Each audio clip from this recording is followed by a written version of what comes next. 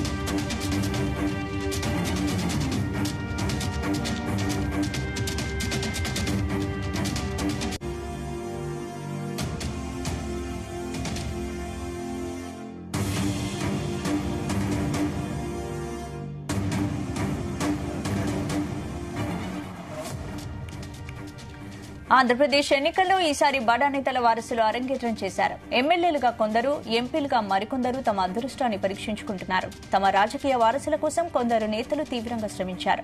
తాము పోటీ చేసినప్పటికంటే వారసుల కోసం ఎక్కువగా తిరిగారని చర్చ సాగుతోంది.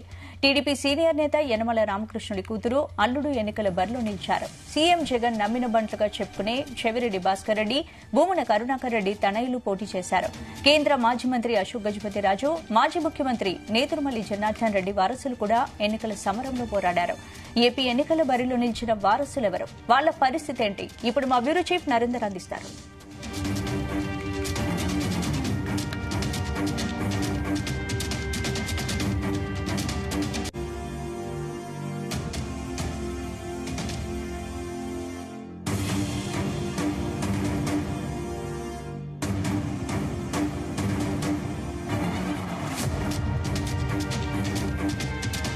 Narender. Hello hello hello mike testing 1 2 3.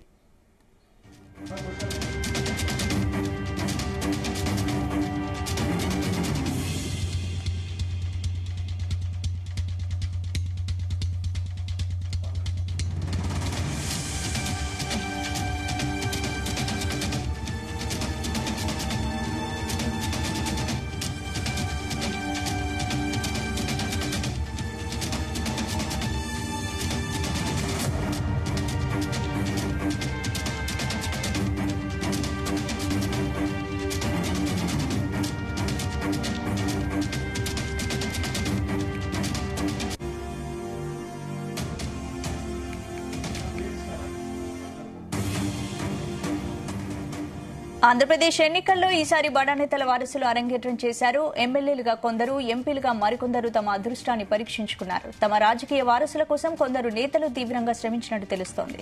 ఇక ఇదే అంశానికి సంబంధించి పూర్తి అప్డేట్స్ మా బ్యూరో చీఫ్ నరేందర్ అందిస్తారు. నరేందర్, రైట్ స్పందన. ఆంధ్రప్రదేశ్ రాజకీయాల్లో చాలా ఇంట్రెస్టింగ్ ఫ్యాక్టర్ ఈసారి కూడా కనిపించింది. ప్రస్తుతం లోక్సభ ఎన్నికలతో పాటు అసెంబ్లీ ఎన్నికలు కూడా ఆంధ్రప్రదేశ్లో జరిగే నేపథ్యంలో ఎవరెవరు గెలుస్తున్నారు, ముఖ్యంగా అక్కడ ఏ పార్టీ అధికారంలోకి వస్తుందనే ఒక టెన్షన్ మొత్తం దేశవ్యాప్తంగా ఉంటే, ముఖ్యంగా తెలుగు రాష్ట్రాల్లో ఉన్నటువంటి ప్రజలైతే చాలా ఇంట్రెస్ట్గా ఎదురు చూస్తున్నారు. అయితే ఇదంతా ఒక ఎత్తు అయితే, ప్రధానంగా ఆంధ్రప్రదేశ్లో పోటీ చేస్తున్న వాళ్ళు చాలా ప్రముఖులైనటువంటి పిల్లలు ఉన్నారు. గతంలో ముఖ్యమంత్రిగా పనిచేసినటువంటి వాళ్ళ అబ్బాయిలు కొంతమంది అయితే, కొంతమంది అమ్మాయిలు కూడా పోటీ చేసినటువంటి సందర్భాన్ని మనం చూస్తున్నాం. దీంట్లో ప్రముఖులుగా దాదాపు 4 మాజీ ముఖ్యమంత్రులు పనిచేసినటువంటి వాళ్ళు, వాళ్ళ కుమారులు కావచ్చు, వాళ్ళ సంబంధించినటువంటి కూతుర్లు కూడా పోటీలో ఉన్నారు. మనం షర్మిల దగ్గర నుంచి వద్దాం. షర్మిల ఎంపీగా పోటీ చేసింది. వైఎస్ రాజశేఖర రెడ్డి తనయ్యగా ఉంది. ఆమె తెలంగాణ రాజకీయాల్లో ఆమె చాలా సీరియస్ కంటెస్టెడ్ గా నిలబడినటువంటి సందర్భం మనం చూసాం. వైఎస్ఆర్టీపీ పెట్టింది. దాని తర్వాత ఇక్కడ తెలంగాణలో పోటీ చేయకుండా ఆంధ్రప్రదేశ్ వెళ్ళిపోయింది. అక్కడ పీసీసీ అధ్యక్షురాలుగా నిలబడ్డటువంటి సందర్భం ఉంది. మొత్తం రాష్ట్ర వ్యాప్తంగా కూడా కాంగ్రెస్ పార్టీ తరఫున పోటీ చేస్తూనే కడప పార్లమెంటుకు ఆమె పోటీ చేసిన సందర్భాన్ని చూసాం. ఆమె వైఎస్ లెగసీని పట్టుకొని పెద్ద ఎత్తున ప్రచారం చేసింది. అక్కడ కడపలో త్రిముఖ పోరు నడిపించిందనే చెప్పాలి. ఇక్కడ 3 పోటీ చేసినప్పటికి కూడా ప్రధానమైనటువంటి పోటీ వైఎస్ షర్మిలకు, అక్కడ వైఎస్ సంబంధించినటువంటి ఫ్యామిలీలో దగ్గర బంధువు అయినటువంటి అవినాష్ రెడ్డి మధ్యలో ప్రధానమైనటువంటి పోటీ కొనసాగింది. వైసీపీ నుంచి అవినాష్ రెడ్డి పోటీ చేస్తే, కాంగ్రెస్ నుంచి షర్మిల పోటీ చేసింది. ఇక్కడ ఎవరు గెలుస్తారనే చాలా ఉత్కంఠమైనటువంటి సందర్భం.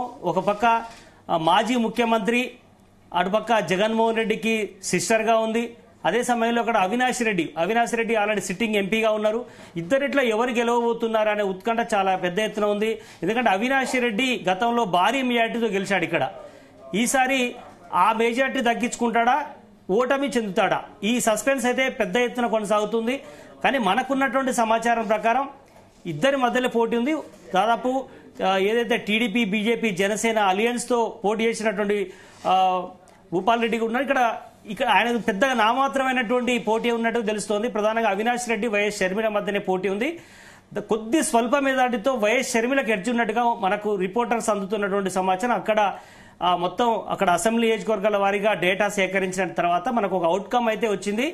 వైఎస్ షర్మిలకు కాస్త మెజార్టీతో ఆమె గెలవబోతుంది అన్నటువంటి సమాచారం మనకు అందుతోంది. ఒకవేళ అన్ఫార్చునేట్లీ ఏదైనా అటు ఇటు అయితే మాత్రం ఒక 5,000 తోటి అవినాష్ రెడ్డి కూడా కొంత ఎడ్జ్ ఉందని కూడా చెప్తున్నారు. కనుక ఇక్కడ 50-50 ఛాన్సెస్ కనిపిస్తున్నాయి. ఎవరు గెలిచినా కూడా కేవలం 5,000 మెజార్టీ అనేది స్పష్టంగా కనిపిస్తోంది. కనుక ఇక్కడ మనం ఇంతకుముందు చెప్పుకున్నటువంటి మాజీ ముఖ్యమంత్రులు ఎవరైతే ఉన్నారో దాంట్లో వైఎస్ రాజశేఖర రెడ్డి కూతురు వైఎస్ షర్మిల పోటీ చేస్తుందో ఇక్కడ కడప నియోజకవర్గం నుంచి పెద్ద ఎత్తున ఇక్కడ ఒక చర్చకైతే దారితీస్తుంది. సెకండ్ వచ్చేసి నారా లోకేష్ మంగళగిరి నుంచి రెండోసారి తన అదృష్టాన్ని పరీక్షించుకుంటున్నాడు. గతంలో మనం చూస్తున్నాం, గతంలో కొద్ది మెజార్టీతోటే ఆయన ఓడిపోయినటువంటి సందర్భాన్ని మనం చూసాం. నారా లోకేష్ గతంలో ఎమ్మెల్సీ ఇచ్చి చంద్రబాబు మంత్రిని, ఐటీ శాఖ మంత్రిని కూడా చేశాడు. బట్ ఆ సమయంలో గెలవని కూడా పరిస్థితుంది.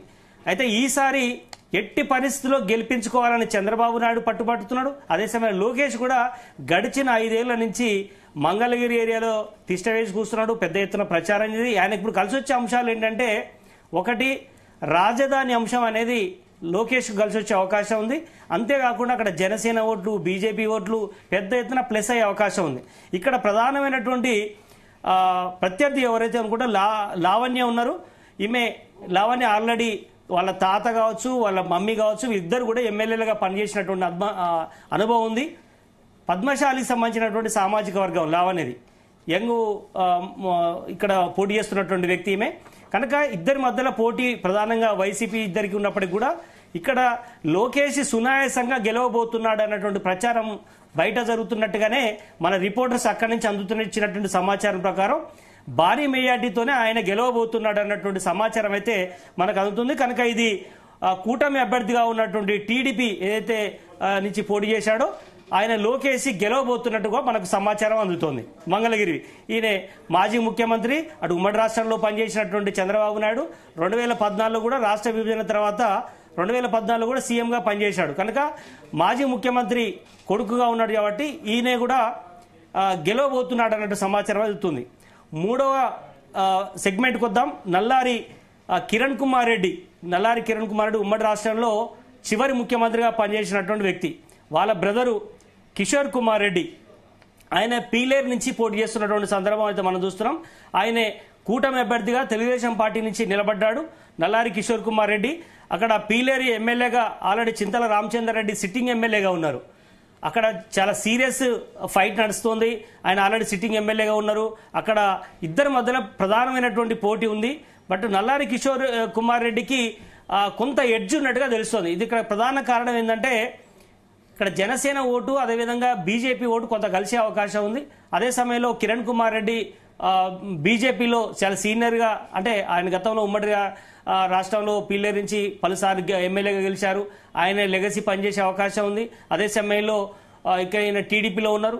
బట్ ఇక్కడ అన్ని ఫ్యాక్టర్స్ కూడా పనిచేస్తాయనే ఉద్దేశం అయితే మనకు కనిపిస్తుంది. చింతల రామచంద్ర రెడ్డికి కొంత వ్యతిరేకత ఉంది. అంటే అభివృద్ధి పెద్దగా చేయలేదు, వైసీపీ క్యాడర్ కొంతమందిని మాత్రమే పట్టించుకున్నాడు, మిగతా వాళ్ళని పట్టించుకోలేదు అన్నటువంటి సమాచారం ఉంది. కనుక ఇక్కడ నల్లారి కిషోర్ కుమార్ రెడ్డి ఎవరైతే ఉన్నారో నల్లారి కిరణ్ కుమార్ రెడ్డి బ్రదరు ఆయన కొంత పాజిటివ్గా ఉన్నట్టుగా తెలుస్తుంది. అక్కడి నుంచి మన ప్రతినిధులు కూడా చెప్తున్నటువంటి మాట కొద్ది మెజార్టీతో బయటపడే అవకాశం ఉంది అన్నటువంటి సమాచారం అయితే అందుతోంది. ఇక నెదురుమల్లి రామ్ కుమార్ రెడ్డి ఈయన నెదురుమల్లి జనార్దన్ రెడ్డి కుమారుడు, ఇక్కడ వెంకటగిరి నియోజకవర్గం నుంచి పోటీ చేస్తున్నాడు. ఇప్పుడు మనం 4వ ముఖ్యమంత్రికి సంబంధించిన మాజీ ముఖ్యమంత్రులకు సంబంధించినటువంటి ఫ్యామిలీ మెంబర్ గురించి మాట్లాడుకుంటున్నాం. నెదురుమల్లి రామ్ కుమార్ రెడ్డి ప్రస్తుతం ఆయన వైసీపీ నుంచి పోటీ చేస్తున్నాడు. బట్ అక్కడ కూడా ఆయన కొంత కలిసి వచ్చే అవకాశం ఉంది వైసీపీ నుంచి అన్నటువంటి సమాచారం ఉంది. ఆల్రెడీ ఆయన సిట్టింగ్ ఎమ్మెల్యేగానే ఉన్నారు. బట్ ఖచ్చితంగా ఆయన గెలుస్తారనే సమాచారం ఉంది. కూటమి అభ్యర్థి కంటే కూడా ఇక్కడ కొంత ఈయనకు ప్లస్ పాయింట్స్ ఉన్నాయి అనేటువంటి విషయం అయితే మనకు అర్థమవుతోంది. ఇక 4వ క్యాండిడేట్కి వద్దాం. అశోక్ గజపతిరాజు గురించి మనం పెద్దగా అసలు ఆయన పేరు తెలియనంటూ వాళ్ళు ఎవరు లేరు. ఆయన కేంద్ర మాజీ విమానయాన శాఖ మంత్రిగా పనిచేశాడు. చంద్రబాబు క్యాబినెట్లో పనిచేశాడు ఉమ్మడి రాష్ట్రంలో. అందుకని ఎన్టీ రామారావు క్యాబినెట్లో పనిచేశాడు. దాదాపు 5-6 సార్లు ఎమ్మెల్యేగా ఎంపీగా కూడా గెలిచినటువంటి సందర్భం. బట్ వాళ్ళ కూతురు అదితి ఇక్కడ టీడీపీ నుంచి పోటీ చేసినటువంటి సందర్భం మనం చూస్తున్నాం. ఇక్కడ విజయనగరం నుంచి పోటీ చేస్తోంది. విజయనగరం నుంచి వాళ్ళ కూతురుకు పాజిటివ్గా ఉన్నట్టుగా కూడా మనకు తెలుస్తుంది. ఇక్కడ ఉన్నటువంటి సిగ్మెంట్లు ఏదైతే ఉన్నాయో మొత్తం మండలాల వారీగా మన రిపోర్టర్స్ డేటా సేకరించిన దాని ప్రకారం ఖచ్చితంగా అక్కడ వైసీపీ ఎమ్మెల్యే వీరభద్రస్వామి ఎవరైతే పోటీ చేశారో డిప్యూటీ స్పీకర్గా కూడా పనిచేశారు. బట్ ఇక్కడ ఈయనకు కొంత పాజిటివ్గా లేదు అన్నటువంటి సమాచారం ఉంది. ఎందుకంటే ఈయన 2 సార్లు పోటీ చేసి గెలిచినప్పటికి కూడా ఇప్పుడు 2వ సారి ఈయన పోటీ చేయడం. బట్ ఇక్కడ కొంత భూ కబ్జాలకు పాల్పడ్డాడని అవినీతి ఆరోపణలు, వాళ్ళ అల్లుడు కార్పొరేషన్తో చాలా ఇన్వాల్వ్ అయ్యి పెద్ద ఎత్తున అవినీతికి పాల్పడ్డారు.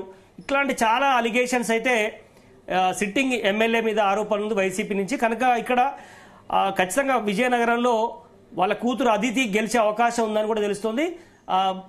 గట్టి మెజార్టీతోనే బయటపడే అవకాశం ఉందని కూడా మనకు అందుతున్నటువంటి సమాచారం. కనుక ఖచ్చితంగా సీనియర్ లీడర్గా ఉన్నటువంటి అశోక్ గజపతిరాజు తన వారసురాలు ఎవరైతే ఉందో అదితి ఖచ్చితంగా గెలిచే అవకాశం అయితే కనిపిస్తోంది.